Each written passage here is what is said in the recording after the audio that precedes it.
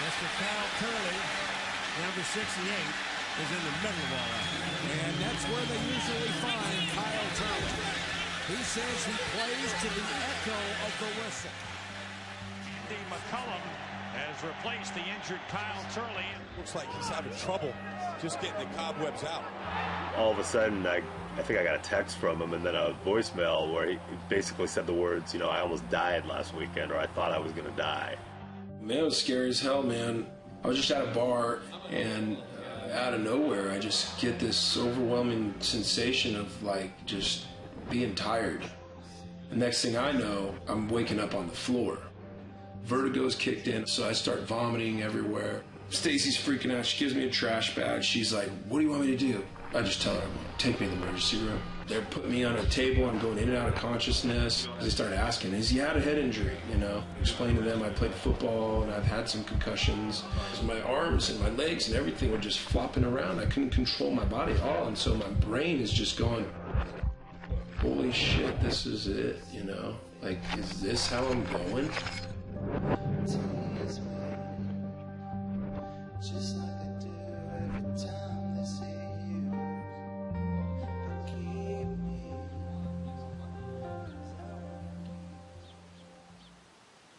That's my son Alex in Owl's Head Park. I envisioned my kid to be a combination of Lance Allworth and Wes Welker. In our sacred spot, we wore out that patch of grass, running imaginative plays against imaginary defenses. Always coming from 6 points down, winning the Super Bowl in the final seconds. From the time he was 4, my boy was a pressure player and a crunch time hero. Football is for the king.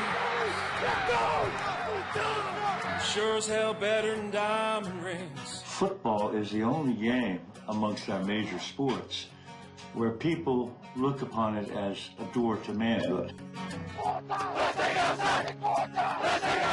If a guy is not basically knocked out, he's not going to come off the field. Are you ready for some real football?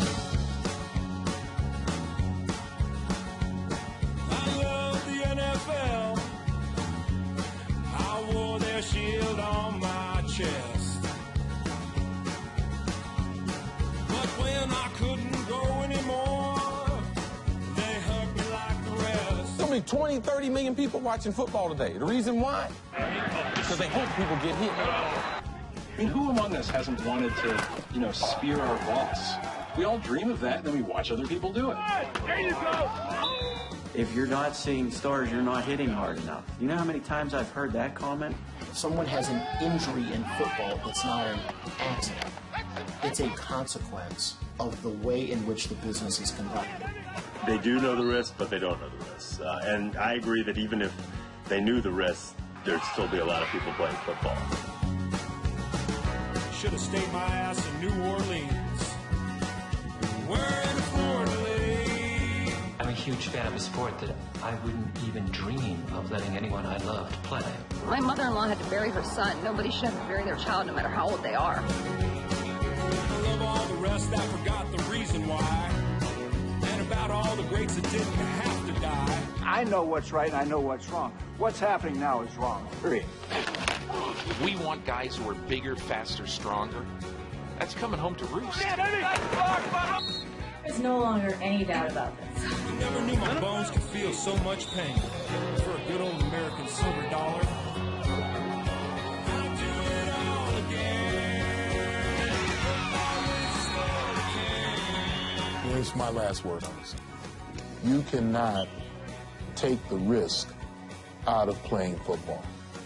Which is the very reason I spent the last 3 football seasons crisscrossing the country to understand the cause and effect of playing the sport that's long since been our national obsession. I examined the game culturally, legally, medically, and philosophically. I made influential friends and powerful enemies, and wound up in the middle of one of the biggest scandals in NFL history.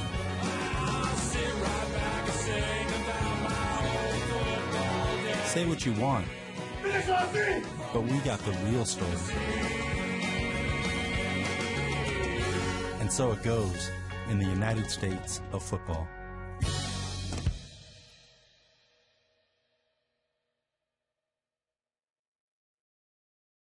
Kill the head, the body will die. You might know me as the guy who released the infamous Bountygate audio. We need to find out a little wide receiver, number 10, about his concussion. We need to probably put a lick on him right now. Initially, I considered releasing it anonymously, but Bob Costas advised me if I felt so strongly, I needed to put my name to it. Sean Pamplon did the thing that he thought was right for him. Taking a stand has done wonders for my profile. I get the feeling that he just did what he felt like doing. To this day, most football fans don't understand the root of why I did it.